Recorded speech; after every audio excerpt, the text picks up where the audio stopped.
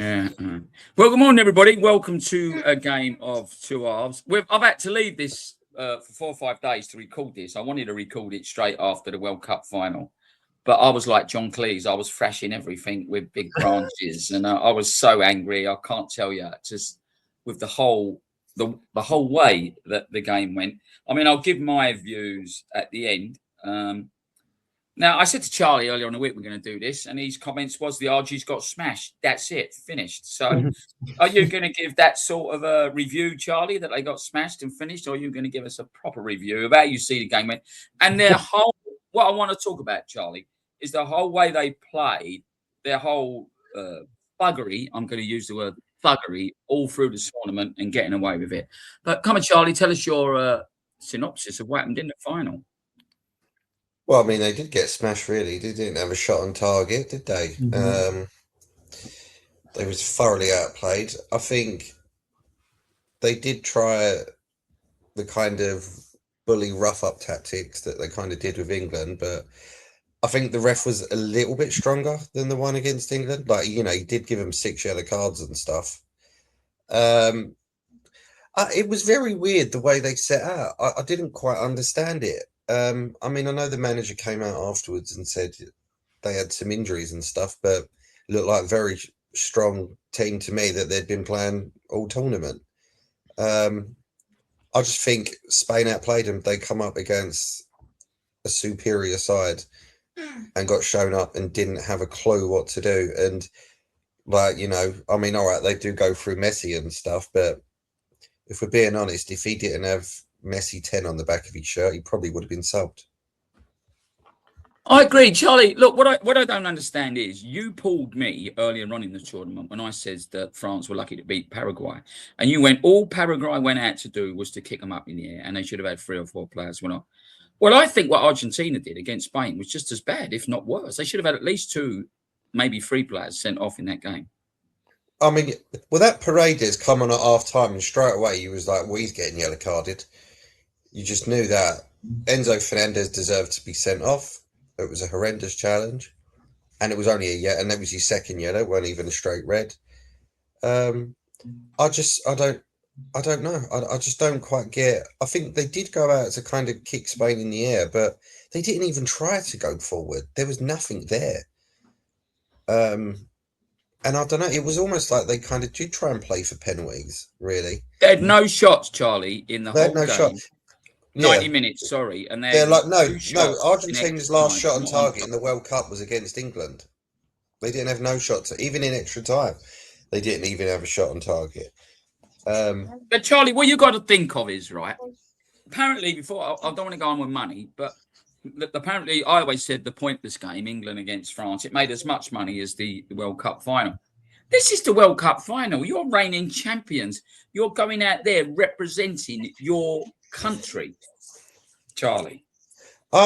Yeah, but go back. You can go back to other World Cups and stuff. They kicked off against Germany in World Cups. They've kicked off against other teams in previous World Cup. They've always been known as the dirty Argies. That's just like, that's a common thing.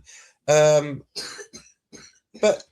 every other team they played, they did at least go forward and try to attack. Where here, it was nothing. And then afterwards, they kind of almost tried to make out that, oh, well, that was the best we could do. I just ain't buying it. I think Spain just taught them a lesson, really. And I'm Charlie, I want to give the same question to Robbie before, you know, at the end of what he thinks happened. Do you think it's ruined Messi's legacy, the way he was during that game? He could have stopped them at any point going, now listen here, stop playing like this. Let's play some football. Yes, Spain are a good side, but I think on their day, Argentina playing at their best football could have matched them. We're never going to know because we didn't get the chance. Well, I think in Messi's legacy, Charlie. I think they definitely could have gone forward. I think what's messed up his legacy is not necessarily the final. It's people were like, it's like the corruption was so in favour of Argentina, the whole tournament and the previous tournament. I think that's what's affected it, because people are like, well, he had FIFA on his side. Not yeah, the people are calling them Argent FIFA, aren't they? And what is it, Vargentina? Yeah. Robbie, come on. Spain Tell me played something else difficult. about this. Have I missed something here with Argentina? No, they were dirty throughout the whole tournament. In the first game, Messi could have had a red card. You see, it's not a pattern. If this was Uruguay, right, or some other smaller South American nation, we'd be going, nah, animals, they're filthy. But because it was Argentina, they got away with that throughout the whole tournament. And they were playing for penalties against England. They were playing for penalties against Spain. I think they got lucky against Egypt. I think they should have lost that game. I don't see how that a goal was disallowed and no one was. So, and there were so many instances. We can look back at the cameras. They were just filthy. They were going out to kick, and no referees were strong enough. The one in the England game was we said before the game, an American ref has no experience at that level of these type of teams, this kind of rivalry. In the final, Spain did well to keep their heads. To be fair, I think Spain found that quite easy to keep the ball. It was almost like it was boring. It was like a training ground. And Spain, the way they play, they'll do that all day long. We used to say that about Italians years ago. They'd make 75 passes in the centre circle. Spain can do that, and they just kept it, and they fully deserved to win. I thought the bit at the end was disgusting, to be honest, all kicking off like petulant. Come to that later on, Robbie. Let's come to that. Right, later, petulant, spoiled kids. But they were outplayed in every department, and they had one half shot near the end because it's panic time. So they didn't even go out to win the game. They went out to kick the game. That's what they went to do, and to play for penalties because they probably practiced them. So the tactics were off. They got lucky against England with it, and then England capitulated in the second half. I think they got lucky in other games. So you know what? Screw them and his legacy. He was favoured for it, and that means nothing to me. Doesn't make you a better player. It was all seemed to me that FIFA wanted this to be his last game, picking up the cup, and he plays in. They wanted him to retain it, Robbie. So they wanted him to win it, didn't they? And then, for whatever reason, like some of these Ballon d'Ors he's won playing in America, no disrespects to the players that had there. There's no way you should win stuff like that when you're playing at that level of football. He took one off Lewandowski when Lewandowski scored about 50 odd goals and won every trophy he possibly could. The year Ireland won the treble, Ireland should have won that. How did that not happen? So it's favoured. So maybe if it's a legacy, it depends. We will look back in the future and say it was an amazing player. Don't get me wrong. But then I'm, teaching my kid people like Ronaldinho, and it was just pure skill. Messi's got that. He's an amazing player. We can't say he's not a good player, but it does all seem set up for him. So screw them. Robbie, is the word goat the goat used? And the Americans brought the word goat out, didn't they, for different sports?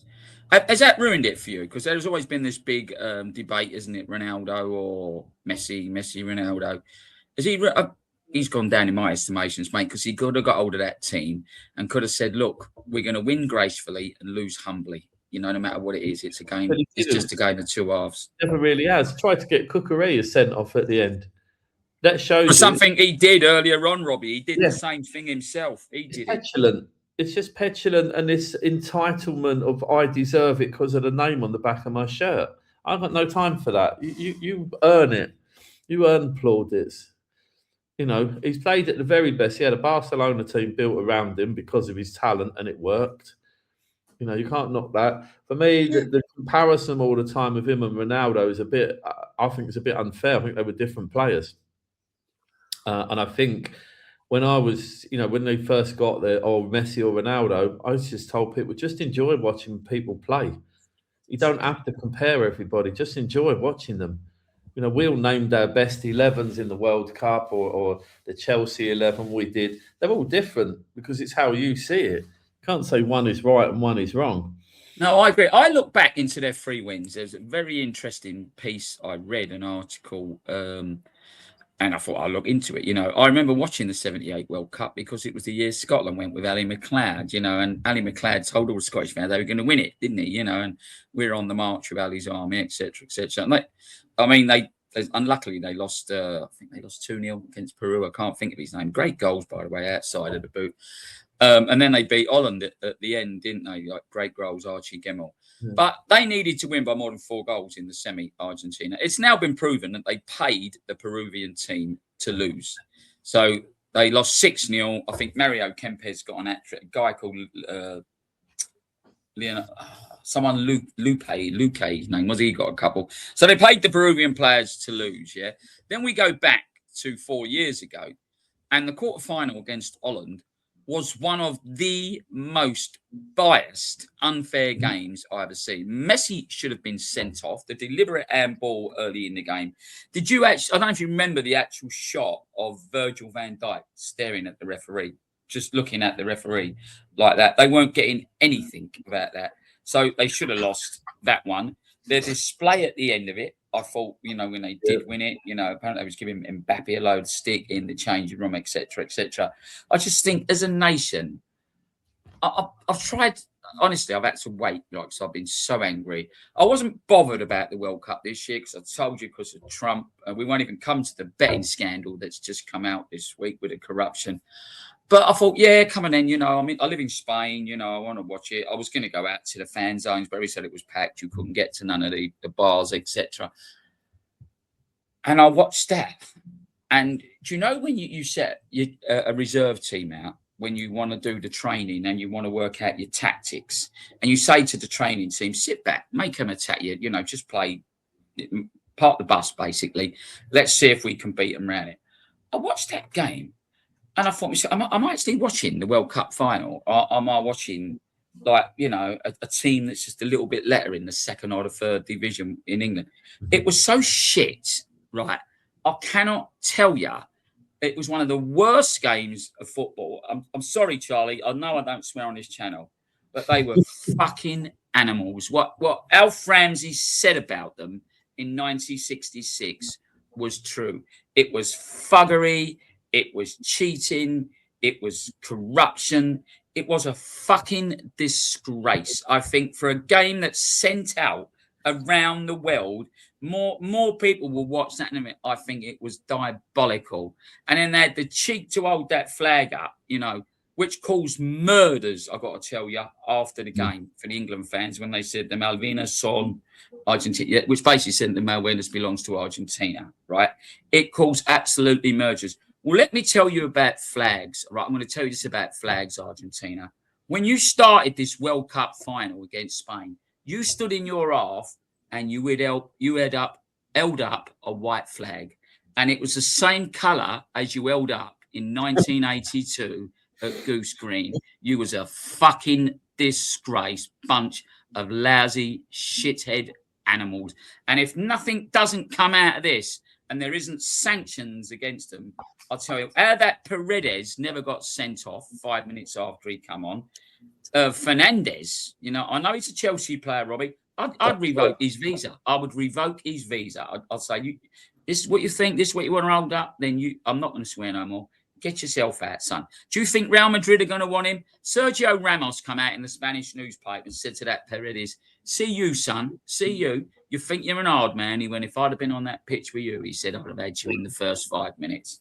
And I'll tell you, reminds me of when Simone cried his eyes out and looked like he'd been shot by a machine gun, when Beckham brought his leg up a little bit and scratched his leg, and then Beckham got sent off.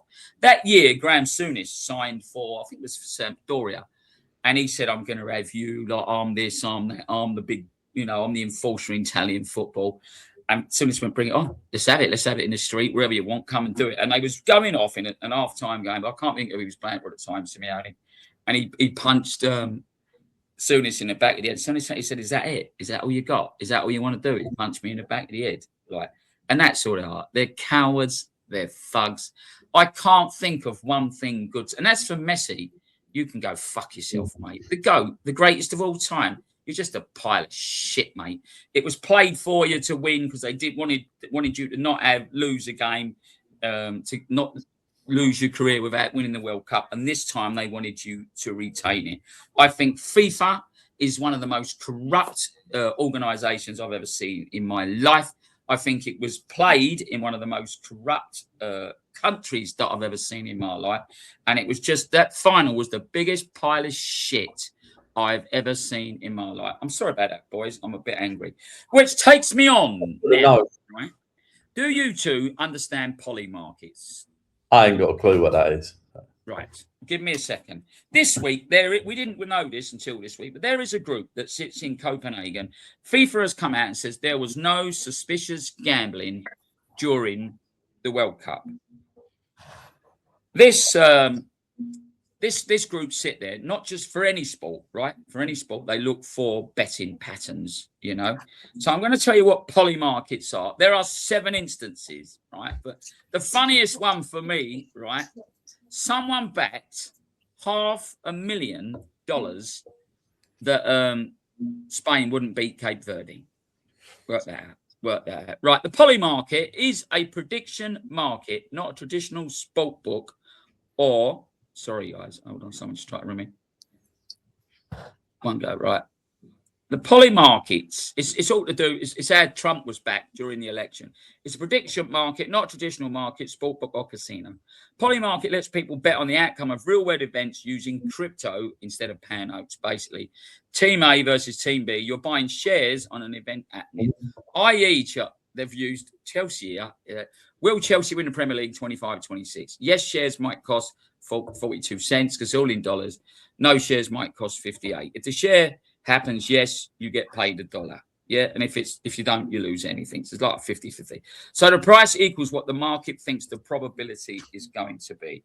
People bet on politics, elections, sports, the World Cup, etc. So first of all, someone's bet on Spain not beating Cape Verde. 500,000. Like, I suppose if you've got millions and trillions, does it really matter if you lose 500 grand? Now the best one is, right? I wonder who had this bet. There has been an almighty bet. There was an almighty bet on, what was his name, Charlie, the American? Balogun.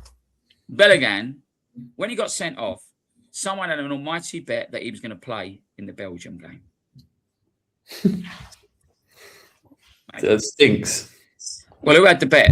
Who had the bet, do you think? Or whose family had the bet? Who convinced, what's his name? Infantino. Corrupto, I'm going to call him. It just stinks. The whole thing stinks. I'm glad it's finished. And I've said to you before, Charlie, on the last one we did, some of the European teams should walk away from FIFA.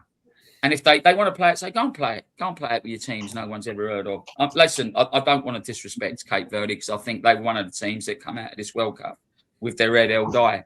But I think it needs changing. And I think if you can get 3 or 4 of the top European teams to walk away, I think something has to change. It's they're having 4 or 5 teams to be able to walk away. Robbie, what do you think? I don't know. It's odd that UEFA, I think UEFA have lodged a complaint. I mean, they won't get far, but it might. The threat would be enough. There's no disrespect to any of the other teams. It's just the level of it, the favouritism of certain teams. Okay, so they're talking about a 64-team World Cup. What I think it's not even UEFA. I think the clubs need to start putting their foot down and saying, like, I pay this guy 200-300 grand a week.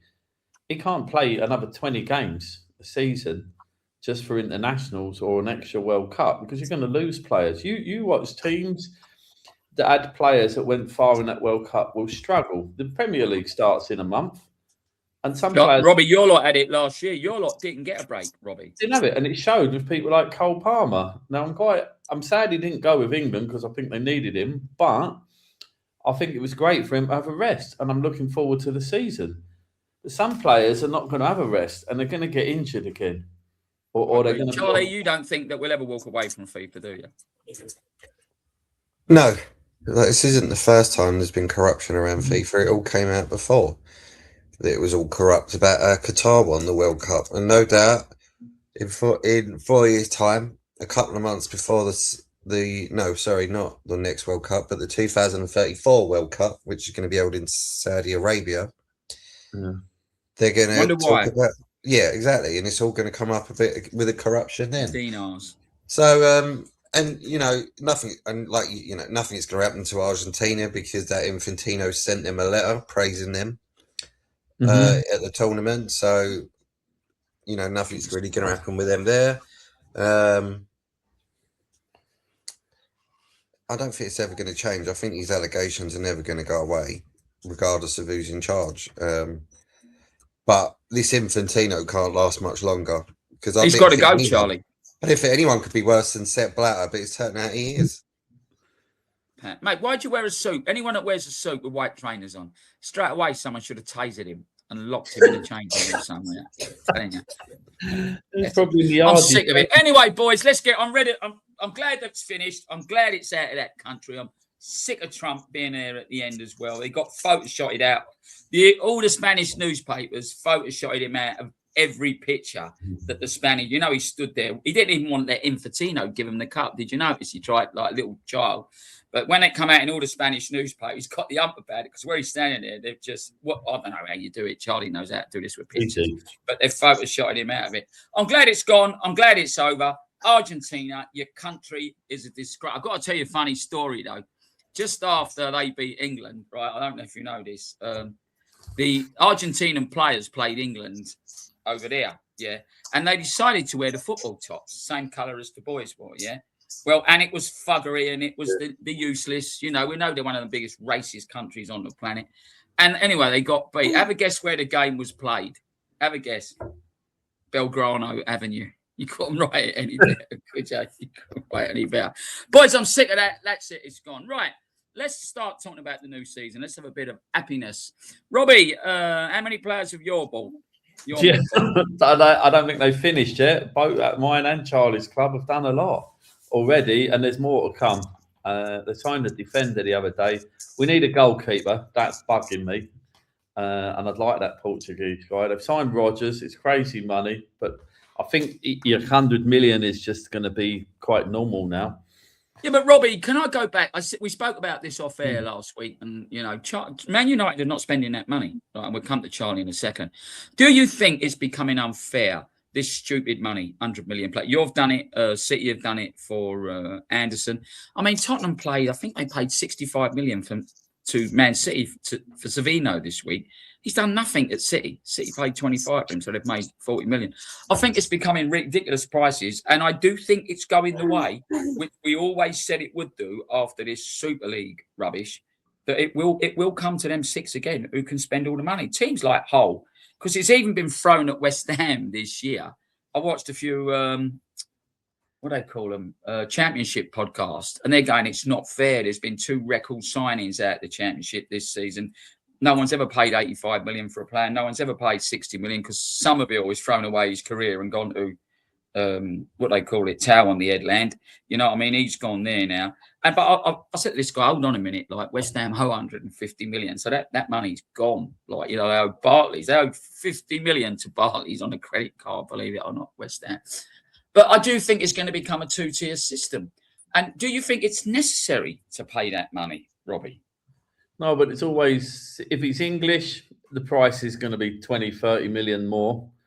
And I suppose they're looking, it's all done on this market rate now, isn't it? They rate the players of what they're worth, because you've got to look at, like, all right, Chelsea have bought him, but technically, this is the logic of football money is weird. But for normal people, you go, right, they sold Santos to United for 50 million, they sold Cucurella for 50, and they got 17 from Man City for poaching Maresca. So technically that would cover it, but they don't do it that way. It's almost like with Aston Villa taking Garnacho, it's like money laundering. I said to my Robbie, friend, do you think that Rodgers is worth that money? No, but we can't decide. I think he's a good player. He's probably. Well, we can see with our eyes, Robbie. We can watch with our eyes and think, yeah, like, you know, he had a great World Cup. He was a good player. They look at it, what we see as a player, the clubs look at more. I think they look at what could they get from him in the future. What are they going to get commercially? No, but what are they going to get commercially? No, but it's not the selling for more. If they sell Enzo Fernandez for 100 million, right, for us, that looks like a 20 million deficit. But actually, the way his contract works, it wouldn't be a 20 million deficit because it goes down every year. The same with Cucurella going for that money. Technically, it's not a profit on what they paid for him, but in this PSR rules, it looks like a profit. So 100 million, the clubs have got the money. You're going to see smaller clubs start spending 50, 60 million on players that was unheard of before that. You'll have clubs going out. You'll have clubs going out of business, Robbie. I'll tell you what, Robbie. The Madrid fans don't want Fernandez there, so you might get lumbered. I think he should go Atletico. He'll fit in perfectly there. He said he Charlie, wants Man United, you seem to have a bit of a project under Michael Carrick, and he seems to have had a really good season last year. I don't think anyone expected him to come in and have the success he did. I think whatever happened with Ruben Amorim, the boys just didn't play into his tactics, didn't seem to want to play his way. I felt a bit sorry for him, really, because he was one of the most sought-after managers all around Europe at that point. West Ham brought him over. But I think, do you think Carrick is the right man to build you a future and have a project at the club? You got a new ground, new hotel on the way, which apparently is going to be on land owned by Gary Neville. Surprise, surprise. Go on, Jim. Not sure yet. It's going to be. I mean, look, if we can qualify, if we can finish top 4 again, I'll kind of take that this season. Last year we played well against the so-called bigger teams, and then when we went into games where we were almost the favourites to win it, we struggled in a lot of them, and I think that was the way he set us up. But we seem to be hell-bent on concentrating on getting this midfield upgraded, which I do think is needed. We don't really want to seem to overpay for people, which I quite like, because in years gone by, because people have gone, well, Man United are in for him, let's add another 15-20 mil. So yeah, but we've got Europe this year, haven't we? Last year we didn't have any Europe. We got knocked out of the Cups early stages, so it's going to be a big change this year. So it will be interesting, which is why I say if we finish top 4 again, it'd be a good season. Really, I think, I've got to be amazed. I think when Carrick come in, I thought, really, don't take this the wrong way, but the way Tottenham and Man United finished the season before with West Ham, I think you all you wanted was to guarantee Premier League football, weren't it? Come on to Tottenham, they're spending some big money, aren't they? I think they have to. Under Levy, they didn't pay wages, and it kind of did stop them from almost signing players in a way, because they didn't break their wages, and even for players they had. But the money, it's not just the fact of the prices they've paid for Tonali and Fernandes. It's they've gone and paid the wages that they've asked for as well. That Tonali's on ridiculous money. But I think they realised they had to. If they went into this summer and kind of went and bought a couple of maybe unknowns, or maybe a player who had a good season in the Championship and stuff, I don't think their fans would have took it. I really don't. But the thing is, for me, with Tottenham, they've gone and bought 2 midfielders. I think their strike force is terrible. I don't think there's any goals in it. So I can see them struggling again, if I'm honest. Hope so. Yeah, all right, Charlie, let's go down from the top then. Arsenal strengthen this year. Let's just, and then I want your predictions. Well, they've not yet, but, they're after that Bruno Guimaraes from Newcastle. I don't quite get why they want a midfielder, but fair enough. They signed a winger from Club Rouge, but there's talk of, yesterday there was talk of they want to try and get Vinicius Jr., like maybe a big marquee. So there's talk of maybe them doing a swap deal with this Alvarez for Gyökeres, but nothing's really concrete as of yet. Obviously, one of their big targets was Morgan Rogers, and he decided he wanted to go Chelsea. Hour of the pan, Charlie. Liverpool, Robbie, you heard much about them? No, he's been pretty quiet. I mean, I don't want him to do well, obviously. I don't like him, but they've got a manager in there who does play football. And he will sit man.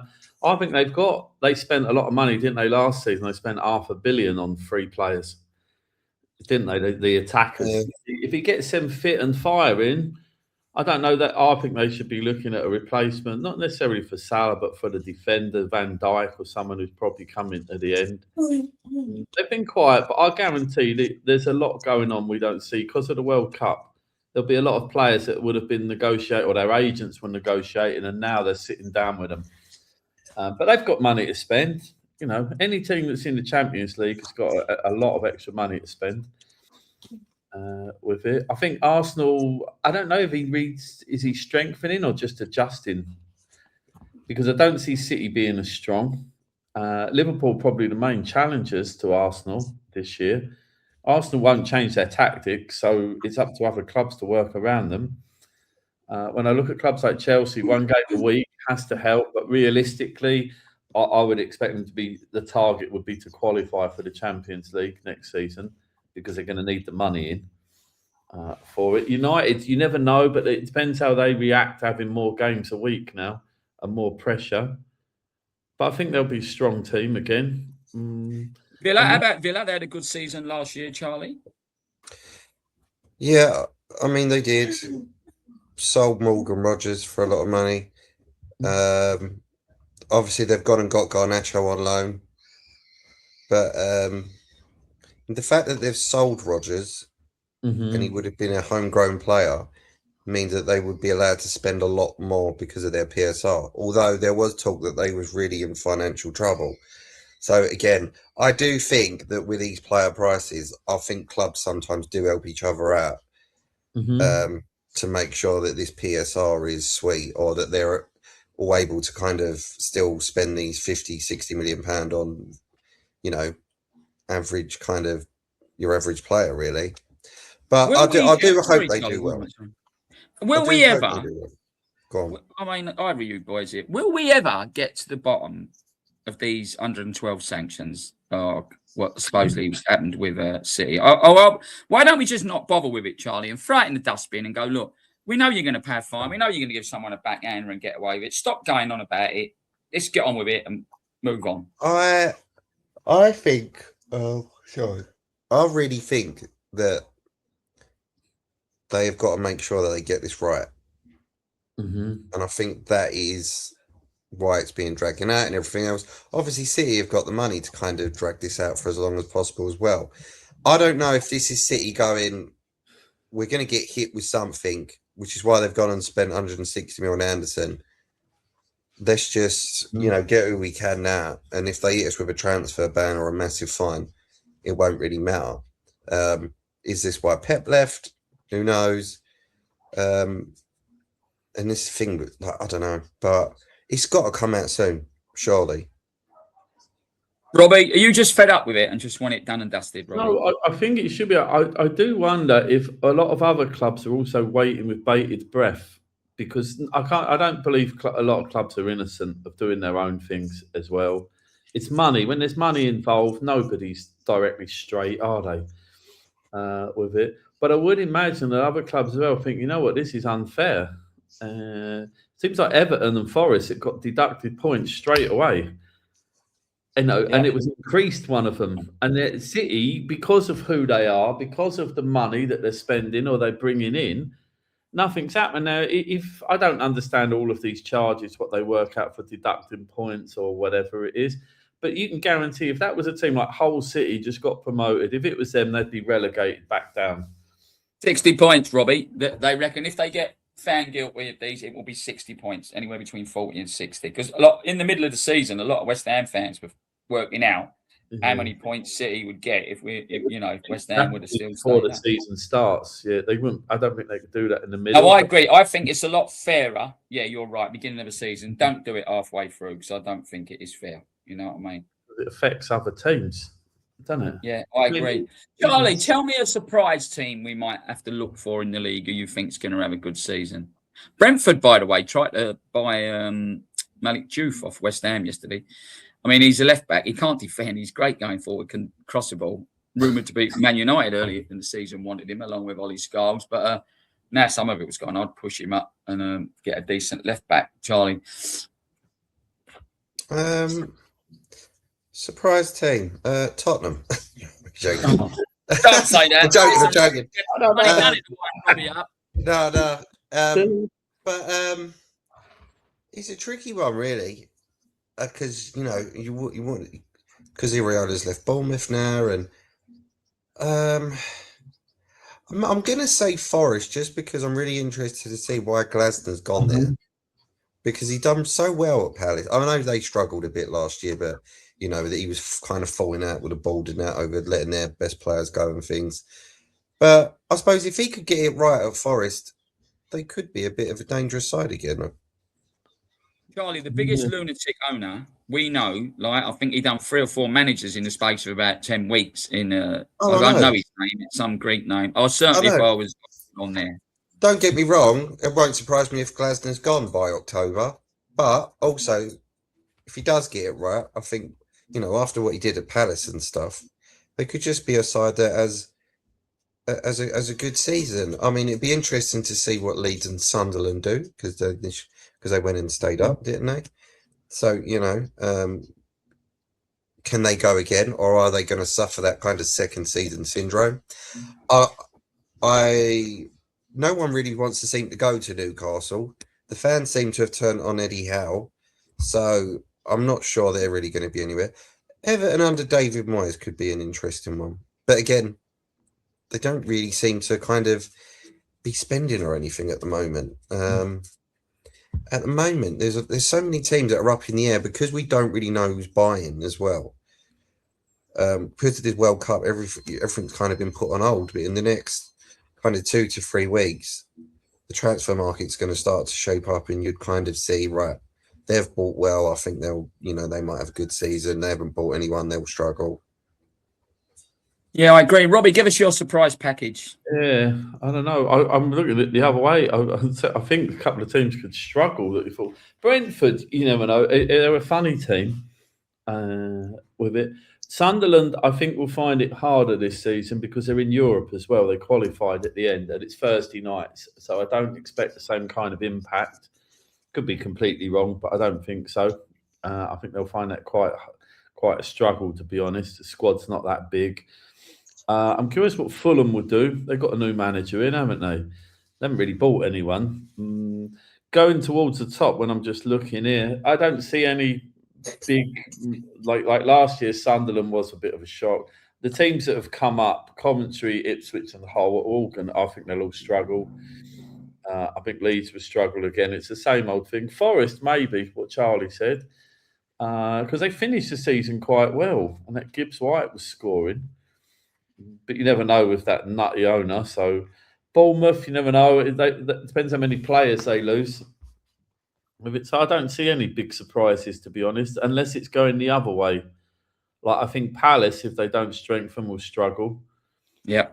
Jamie, he'll come back on here and tell me off, but I think they'll struggle unless they replace these players. I think Fulham and Palace will struggle, Robbie. Well, you got obviously, Lacroix. Chelsea went and signed another player like we thought they would. So Lacroix's gone there for 50 mil. And that Walton is the next one. I think they'll look at. Walton. I mean, yeah, like the links are kind of not as strong as they were, but they're there, aren't they? And I still think Mateta looks a fairly decent striker. Still, could do a job for someone. But yeah. I can't believe he went to the World Cup. I thought he was a decent player. I thought, surely he can't be one of the best that France has. I don't really care. I hope we don't have dehydration breaks. And do you know the best bit about that? I forgot to mention the crap at half time, by the way. And Wayne Rooney, I'm not a Rooney lover, me, but they said, what did you think of that after he went? Crap, a load of old crap.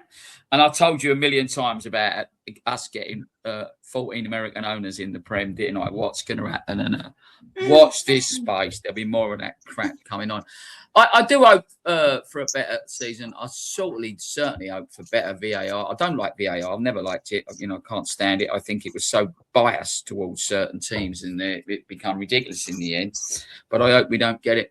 But I do think you're right, Charlie. I think Spurs will get a top 6 place this year. I think De Zerbi has it. David Moyes with Everton, he had the same impact at West Ham. He kept them up well, and then he had a good season. Then when he had to rebuild and start getting rid of the older players, he can't do it. He wants to keep them older players a bit too long, and he's one of those authoritarians. His father was like a priest, run the local side, ruled with a rod of iron. He's like that. And I'm afraid to say, these day and age, you can't have players like that. You've got to have the old, put your arm around you. Come on, son. I'm struggling. Robbie said we're going to get someone on next week that's played at quite a high level. It'd be nice to see if you do get managers coming up, putting their arm around them and talking more about the psychological side of the game more than what's gone on. Do you think the England players will go back? Apparently quite supposedly or allegedly, should we say, that quite a few of them fell out with Tuchel after the game.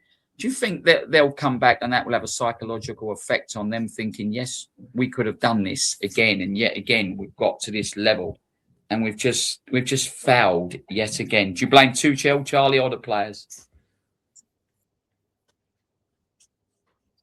He's frozen. Bobby, who do you blame? Both. Well, it's both really, but I do think he messed that up Tuchel in the second half. He went too defensive far too early. They sat back and the players looked a bit lost. I don't think, I mean, it will affect them, it's obvious, but they will move on. They're professional and they're going back to their clubs, and it's going to be exciting because everyone's excited before the new season. You know, we were talking about Rodgers there. He's gone, well, I'm going to live in a different city. His best mates with Cole Palmer, apparently. So they'll move on. They'll move on. No, it will affect them, but I don't think it'll affect the season because you've got club managers now, and their targets for the season and things like that. It all becomes exciting. Yeah, I agree. I can't wait for it all to start again. Charlie, can you hear us again? Yeah, don't know what happened there. Oh, you went away a bit. We was talking about the psychological effect of the England players coming back. Do you think it'd have an effect on them? On who do you blame, the players or Tuchel? I think, honestly, some of them it might. Just because of the way we went out and the kind of aftermath after it, about the way we played once we went 1-0 up and stuff. I think for some of them they could struggle. It'd be, like Rice kind of looked spent, didn't he, and stuff. Although he looked fine in the third place playoff game. Don't know. Some of them might still have a hang up over it. For others, they'll go away for 2-3 weeks. And the season starts, and especially the one, and then you kind of get back into the flow of things again. Mm-hmm. It'd just be whether they've got enough rest or not, really. And then it's difficult. But then normally as well, you get that. You start the season from about 2 games, didn't you? And then they have an international break. I'm hoping they don't do that, but it looks like it probably will be. Maybe some of them, but hopefully, just not the ones who play for your club. Well, Kobe Mainoo shouldn't have a hang up because he didn't play.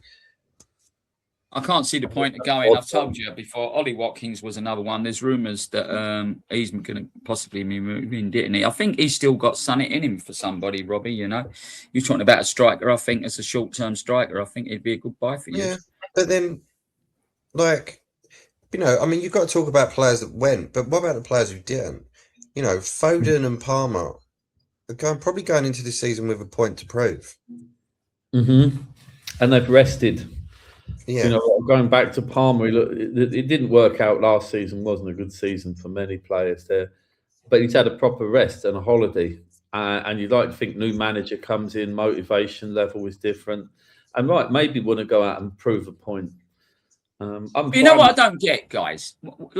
I don't know if you remember it, Robbie. I think it was when Sven-Göran Eriksson took us to a World Cup, and when he named his squad, there weren't one person on the whole of this planet who thought he was going to take Theo Walcott. Arsene Wenger got in his ear. I went, "You got to take this kid.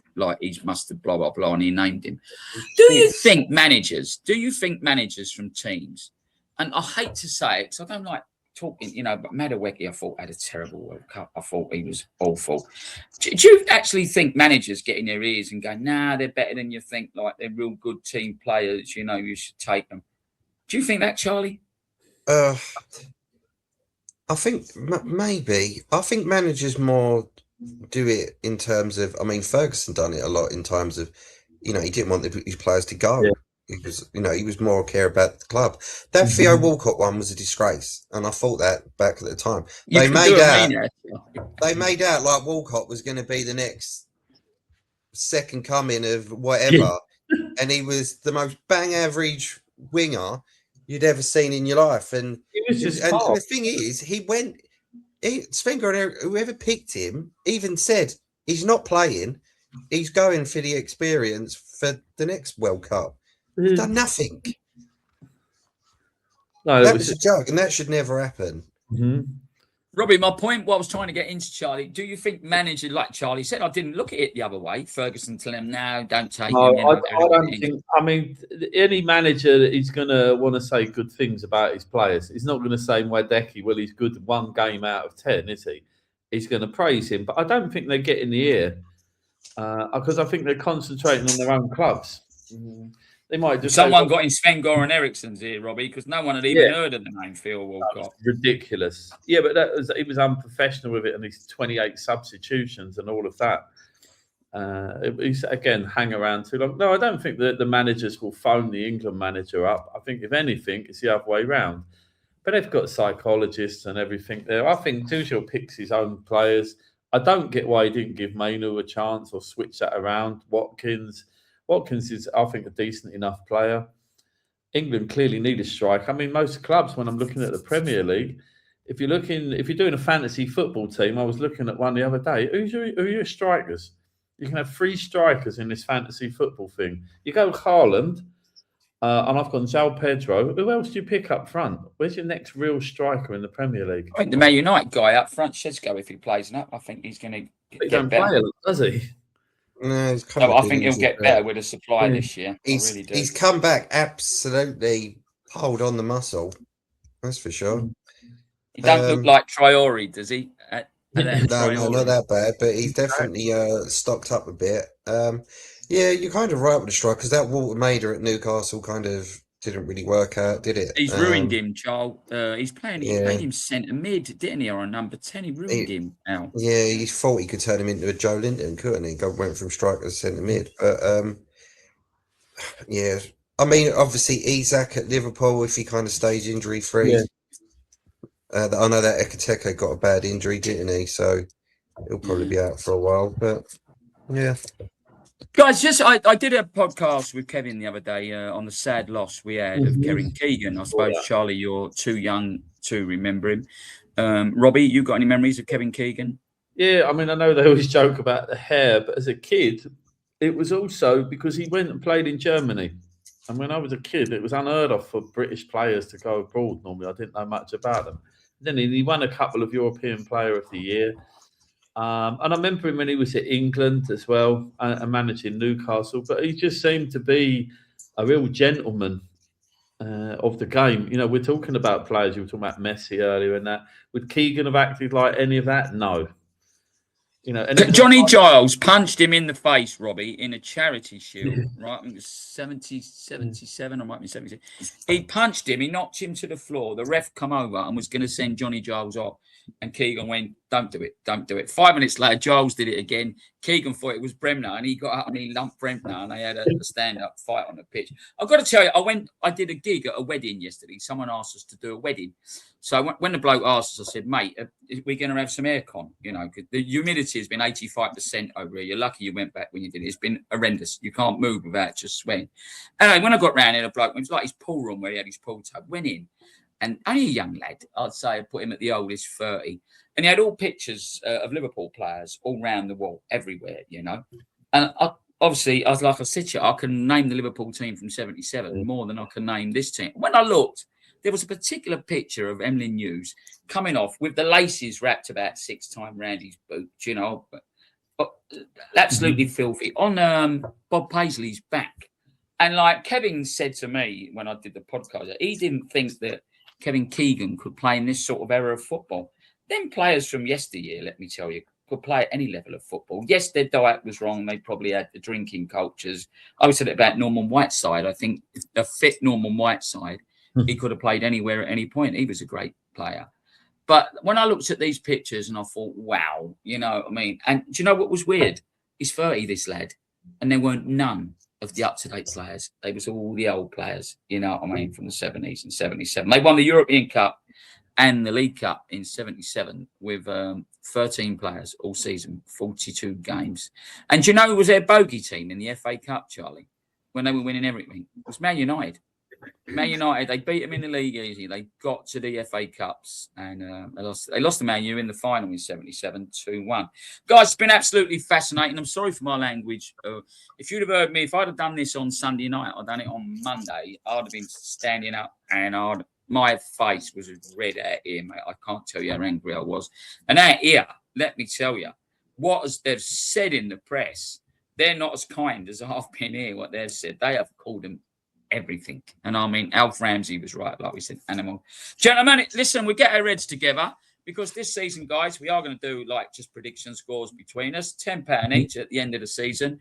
Oh, just win, lose or draw and see who gets it. We've got a week next week to start looking at who you think's going to finish in what division, and we'll do a small little just to check it out as a laugh, really, to check at the end of the season. Robbie, Charlie, sorry I was late today. You know the reasons why. Have a great day, boys, and thanks for being on. Yeah. Write in the Cheers, comments, mate. boys. Have a great day. Yeah.